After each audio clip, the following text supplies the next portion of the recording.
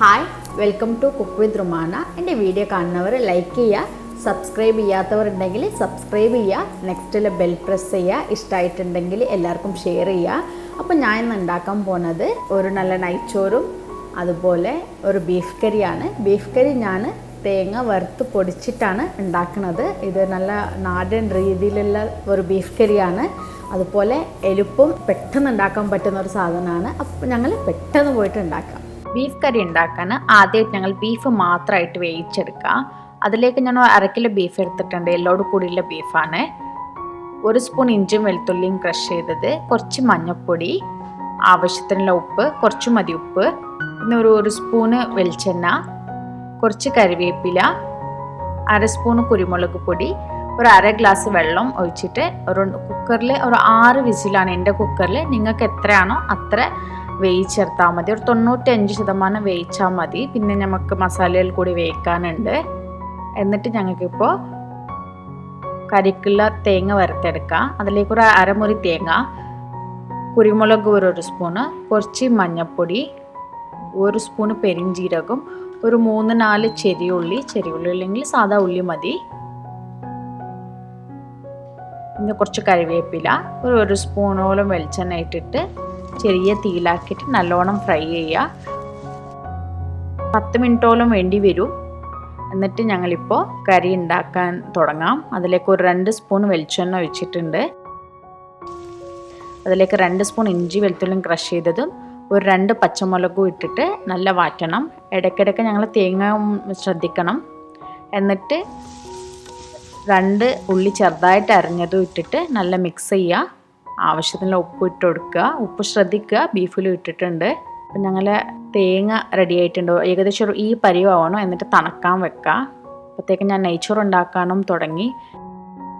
നെയ്ച്ചോർക്ക് 2 spoon നെയ്യും ഒരു 2 spoon വെളിച്ചെണ്ണയും പിന്നെ ഹോൾ ഗരം മസാലയും ഇട്ട്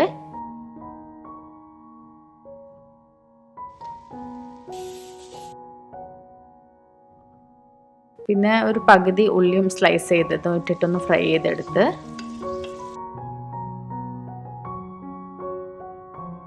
നിങ്ങൾ ഉള്ളിയും അടിക്ക് പിടിക്കാതെ നോക്കണം. എന്നിട്ട് അതിലേക്ക് 2 സ്പൂണ് മുളക് പൊടി, 2 സ്പൂണ് മല്ലിപ്പൊടി, 1 സ്പൂണ് ഗരം മസാല, കുറച്ച് മഞ്ഞൾപ്പൊടി ഇട്ടിട്ട് ഫ്ലെയിം സ്ലോ ആക്കിയിട്ട് നല്ലോണം മിക്സ് ചെയ്യണം. മസാല ഉള്ളത് കൊണ്ട് അടിക്ക് പിടിക്കാൻ പാടില്ല. എന്നിട്ട് ഞാൻ ഒരു 4 കപ്പ് അരിയാണ് എടുത്തത്. അത് കഴുകിയിട്ട് ഊറ്റി വെച്ചതാണ്. അത് ഇട്ടിട്ട് ഇനി ഒരു 10 മിനിറ്റോളം ചെറിയ തീയിലിട്ട് നല്ലോണം ഫ്രൈ ചെയ്യണം. എന്നിട്ട് ഞങ്ങൾ റെഡിയാക്കി വെച്ച തേങ്ങ ഒന്ന് മിക്സിയിൽ ക്രഷ് ചെയ്തെടുക്കണം. ഇതിന് വെള്ളമൊന്നും ഒഴിക്കാൻ പാടില്ല, ചെറുതായിട്ടൊന്ന് ക്രഷ് ചെയ്താൽ മതി. പൊടികളൊപ്പം അതും ചേർത്തിട്ട് നല്ലോണം മിക്സ് ചെയ്ത് കൊടുക്കുക. പിന്നെ അരിയും അടിക്ക് പിടിക്കാതെ നോക്കുക. എന്നിട്ട് ഞങ്ങൾ ബീഫ് റെഡി ആയിട്ടുണ്ട്. അത് ബീഫിൻ്റെ ചാരോട് കൂടി വേണം നമ്മൾ മസാലയ്ക്ക് മിക്സ് ചെയ്യാനേ. എന്നിട്ട് നല്ലോണം മിക്സ് ചെയ്യുക.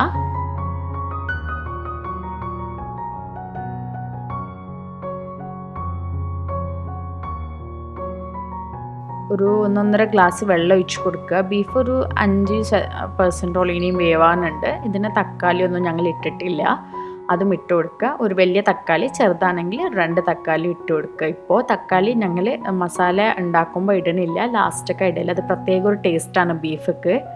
അങ്ങനെ ലാസ്റ്റ് തക്കാളി വേവണത്. എന്നിട്ട് മൂടി വെച്ചിട്ട് ഇനി 10 മിനിറ്റോളം അതൊന്ന് വേവിച്ചെടുക്കണം. മീഡിയം ഫ്ലെയിമിൽ വെച്ചാൽ മതി. എന്നിട്ട് ഞങ്ങൾ ഈ നെയ്ച്ചോറുക്കുള്ള വെള്ളം ഒഴിച്ചു കൊടുക്കുക.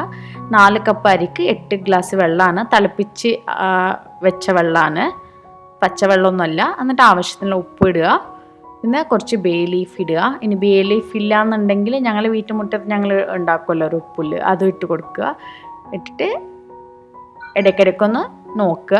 ഒരു 10 മിനിറ്റ് ആകുമ്പോൾ തന്നെ ഞങ്ങളെ നെയ്ച്ചോറ് പെട്ടെന്ന് റെഡിയാവും. നല്ല പെർഫെക്റ്റ് നെയ്ച്ചോറാവും. കാരണം അരി വറുക്കുമ്പോൾ അങ്ങനെ ഒരു ബെനിഫിറ്റ് ഉണ്ട്.